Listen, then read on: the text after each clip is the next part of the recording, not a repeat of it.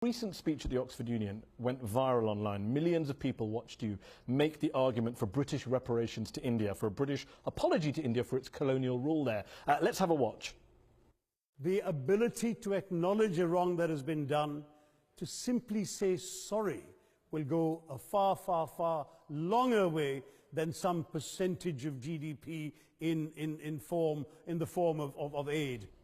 Powerful words there by you, which won the day in that debate. Don't you worry, though, that one day, in the years to come, an independent Kashmir may ask India for similar reparations and a similar apology based on the same line of argument you advanced there, based on the fact that the Indian government, the Indian armed forces, wreaked violence, havoc, destruction in Jammu and Kashmir in recent decades? I think purely on the specific economic argument that I talked about, how the British depredations deprived India economically, I think you will find that the contribution of the rest of India to the state of Kashmir economically vastly, vastly outstrips anything else. So the economic argument for reparations would never apply. Secondly, as far as the wrongs that have been committed in Kashmir, Indians have been the first to acknowledge them, to take action. As a democracy, we have tried. Human rights groups do not agree with you at all on that. Amnesty publishes report after report saying soldiers in India have impunity in Kashmir. Impunity is the word that's used. There have been court-martials, jailings, convictions. Military trials, no civilian trials of soldiers or police officers. No, there have been civilian trials of police officers, absolutely. Yeah. There are policemen in jail today. Amnesty International says, to date, not a single member of the security forces deployed in Jammu and Kashmir over the past 25 years has been tried for human rights violation in a civilian court. Well, there have been court-martials, but it depends on how they define security forces. The police, who are the Jammu and Kashmir police, when they've been guilty of atrocities, they have been tried. Well, how do we know about atrocities? More than 96% of all complaints brought against the army in Indian-administered Kashmir have been dismissed as false and baseless by the army. How convenient. Well, you know, the fact is that some of these complaints are probably indeed baseless. But the fact is that those complaints that had a basis have been taken up and taken. So when people say there have been hundreds of cases of torture and deaths, thousands of cases of sexual assault, you're saying all of the soldiers and police officers involved in that have been prosecuted? Well, I don't know that they've all been prosecuted. They have been exemplary in government. You were external affairs minister.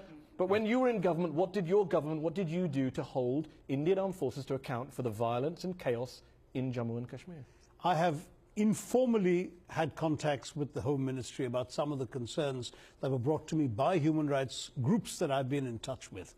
But the fact is that this was not within my area of responsibility, and I cannot interfere in the work of other government departments. No minister can in any democratic system. You talk about interference. When people say to you or any Indian politician, why not have a brokered peace deal in Kashmir between Pakistan and India? Why not let outsiders, the UN, the US, the EU, the good old Norwegians, come along and try and broker a peace deal to this seemingly never-ending conflict? You all say we don't want any outside interference. That's right. Why?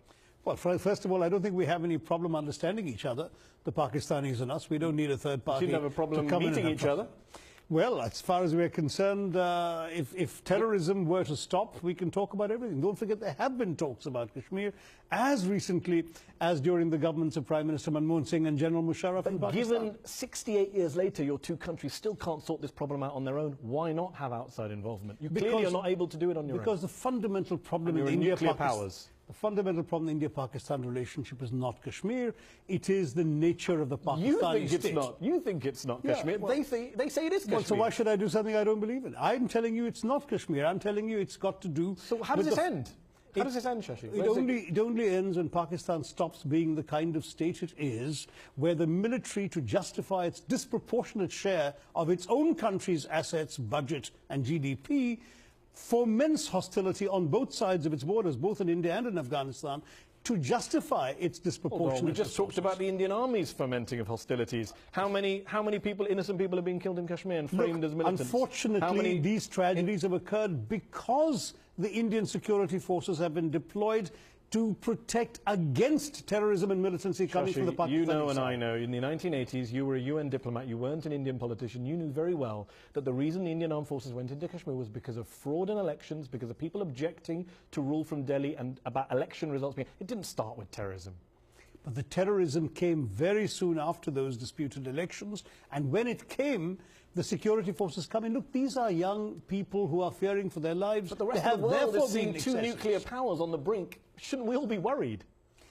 I hope not, because so far, despite so many flashpoints, it has never come to that.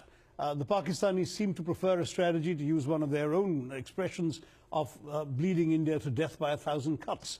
And India, in turn, has managed a strategy of resisting terror without resorting to war. But it has not been a happy situation, I think, for anyone. Many would say you've been involved. bleeding Kashmir with more than cuts. I wouldn't say that, because I've been to Kashmir multiple times. I was married to a Kashmiri. My late wife was from a village which had been, in fact, attacked by terrorists. She lost her childhood home because of terrorist attacks. So there have been, the stories are far more complex than your questioning implies, maybe.